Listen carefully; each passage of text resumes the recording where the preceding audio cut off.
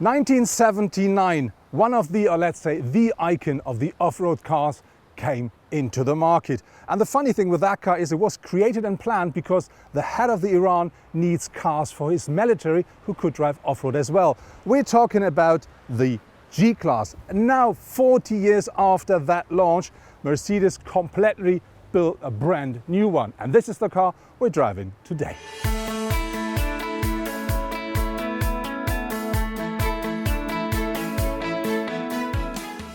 When you have your first look at the new G-Class, the first thing you see, it's not so easy to say is this the new or the old version, because it still looks very similar than the predecessor. But I think the new one is a bit more soft and it looks a bit more modern as well. But there are loads of things that are going to remind you regarding to the old one. So have a look at the front. You find these very nicely round-shaped headlamps here.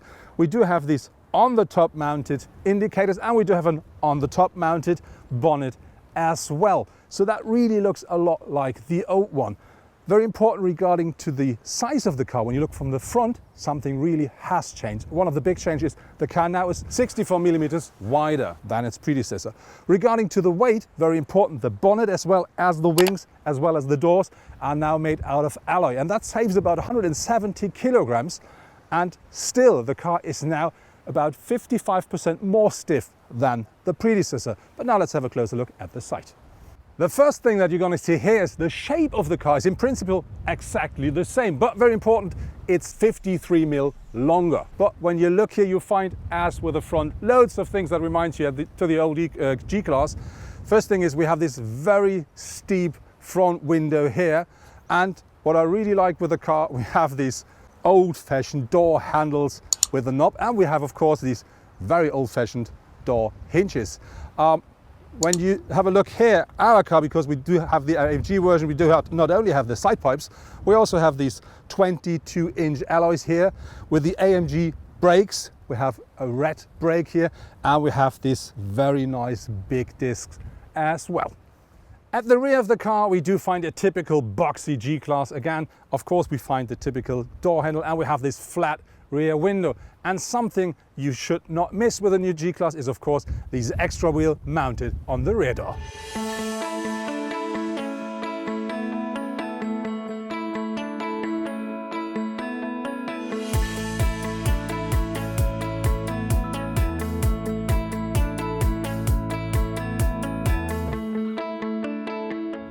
One of the biggest advantages of the new G-Class compared to the predecessor is, aside of course, the space, the steering of the car, because that's completely different. The old one was like driving an old lorry, but this one here really feels like driving a standard vehicle on a standard road.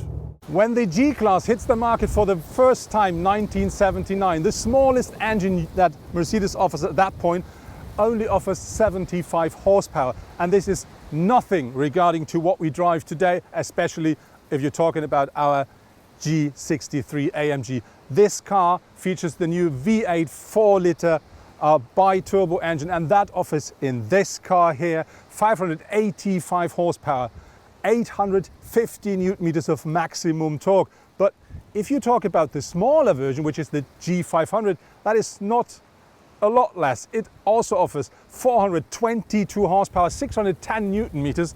I think that's more than enough. And both of the cars are featuring the 4-liter bi-turbo V8, and both of the cars are featuring a 9-speed automatic gearbox. And I'm quite sure the next engine we're going to see on the market will be a diesel. And not to get any scratches or dents onto our 22 lovely alloys at the AMG model while going off-road, we now change to the G500.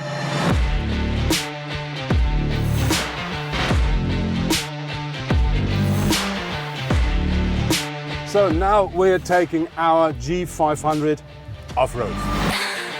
Goes up that hill like a goat. So now we go downhill, and I mean downhill. From here I can't see anything at all, I only see landscape, but there is the monitor, and that one works with a camera at the front of the car, so I can really see my path.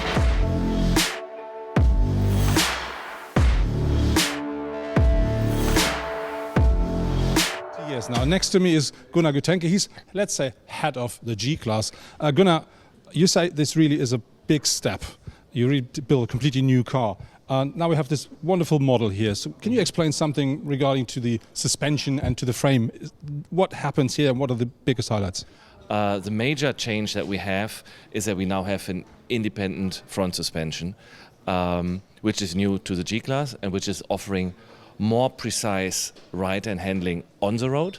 But also if you ride it off-road, you will find it also helps there and is a positive element. So it's worth, first of all, taking a look underneath the car, because that's rather important when you go off-road. And if you look underneath the car, you see basically you can take a large shoebox and put it underneath. There's no single part sticking out, and that would be endangered that a potential rock would hit it. And you will also see that the knuckles of the independent front suspension are mounted directly to the frame at the highest possible position, leading up here to a very high position as well.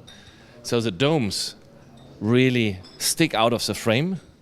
And here we have invested, so to say, in a special bar that is overall adding to torsional stiffness, which we have increased compared to the previous model by 55%. With this model, you show two different types of a car, which is the G500, the dirty one, and you have the AMG version as well. What makes the difference between the two of them? Well, there are several differences. If we start from the front, we do have adaptive damping. On the right-hand side, you see there's this additional oil reservoir on the damper. That is for every G63 a series component, and for the G500 we have regular dampers or optional similar adaptive damping, which is a great feature when you ride both on as well as off-road. Improvement that we have is our new direct steering.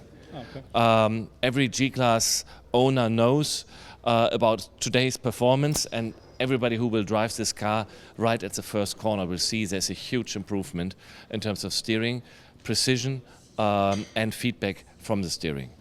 When we then move further, of course, you will find the three differentials. They're all 100% lockable, like in the past, but with a different technology where we have taken care that we have even more robust solutions. There's a 9-gear transmission. It comes in two different variants, the standard 9-gear transmission for the G500 and an especially reinforced version for the AMG, which is offering lower shifting times. What about the frame? Did you change anything regarding to the frame? Well, it's a completely new frame. It's still a leather type frame because we think it's a backbone for the legendary reliability and robustness of the G-Class. It has been, as said before, reinforced to offer additional torsional stiffness as well as additional crash performance. You as the head of the G-Class, there must be the one highlight for you, the one where you say, this is my personal topic. What is it? Well, to me it is that we have managed to have a vehicle that's on the one hand side even better in off-road as we used to be with the known G-Class. And with the same setup, after being in an off-road track here, you drive onto the road, and there we have really reinvented on-road driving for the G-Class. And to have this broad spectrum in one car, that to me, even though it's compiled of many items to achieve it, but that's for me the one big achievement of this development. So let's climb into the G-Class. There are two things inside of this car that really makes the difference. This is the first. That really sounds like closing the door of a Mercedes. A bit old-fashioned, but completely solid. And the other thing is something that really surprised me, let's say it that way, because when you start driving the car, it locks the doors automatically. And that is really special. Check it out. And now you know that door is locked.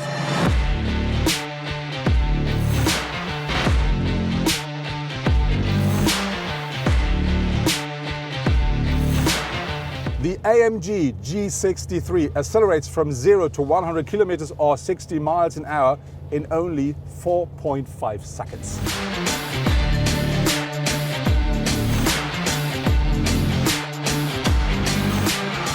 With its new V8 bi-turbo on board with these 585 horsepower, 850 newton meters of torque, if you push the pedal to the metal with that car, that really feels like being on a rocket, and when you lift off, somebody kicks your ass on top. But this rocket weighs more than 2 tons.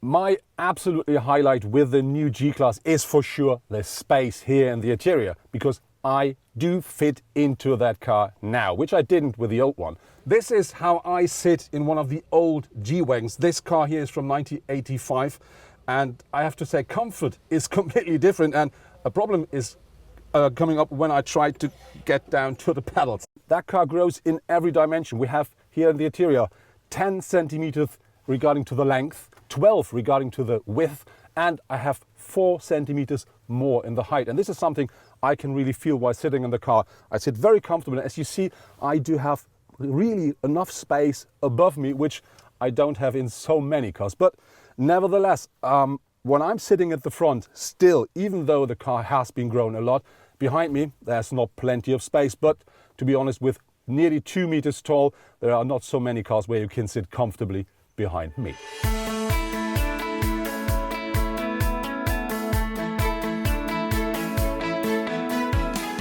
Having a closer look into the interior design of the new G-Class, I really have to say that car is completely new. But on the other hand, you find some things here and there which really reminds you to the old one. For instance, we have this typical handle here for the passenger seat. We do have this upright display here at the front, which really reminds you to the old car. But on the other hand, that car really is completely new and modern. You have, as standard with a standard G-Class, a cockpit with round tubes. But I think everybody will order this new widescreen panel here, which features 2 12.3-inch displays, which you already know from, let's say, the E-Class or other cars. And you find a lot of typical Mercedes stuff in here, like the cup holder in here, or the completely jog dial here, or for instance the seat control, which is in the door panel, as you know from all the other cars.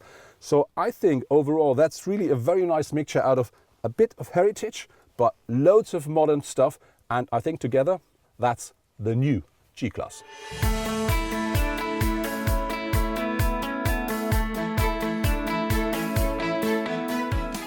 Another thing aside to the comfort of the car is the new G-Class is a lot more quiet at the interior than its predecessor.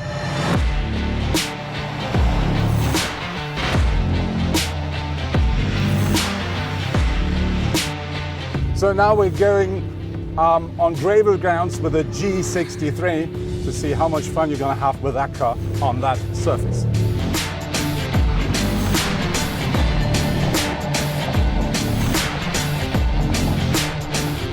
So now we're in Sport Plus mode, and I really have to say that's absolutely great fun, pure pleasure to drive.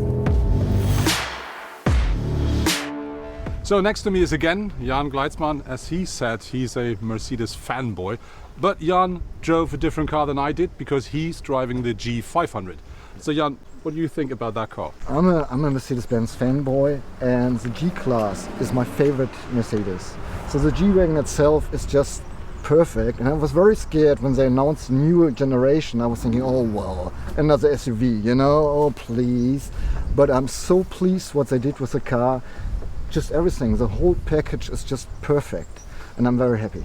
That car starts at a bit more than 107,000 euros in Germany.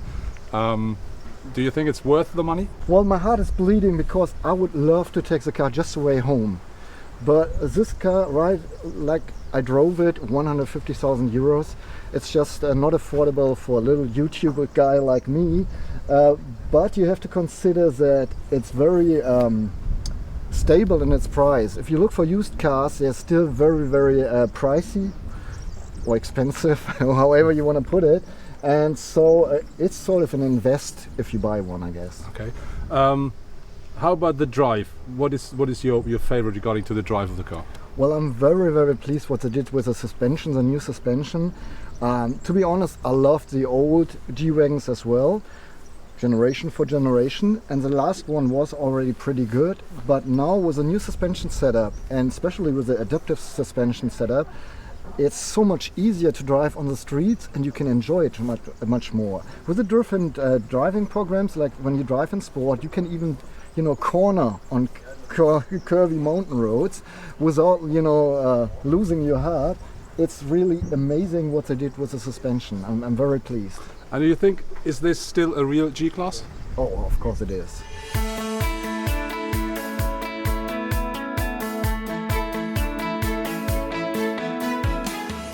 That was my review with the brand new G-Class, or let's say it correctly, with the brand new Mercedes-Benz AMG G63. What I really like with that car is that Mercedes made it happen to create a completely new car, but it still looks the same. Absolutely amazing. But more important is we have loads of new technology on board. We have a brand new infotainment system. We do have a completely new suspension, completely new frame. The whole car is completely new and absolutely up to date. And what I do like the most is, of course, I do feel safe and I do have enough space in that car, which didn't work with the old one. The question now is, does somebody need the G-Class, or let's say, does somebody need the Mercedes-Benz G63 G-Class? I'm sure nobody needs the car, but on the other hand, I'm 100% sure everybody wants one.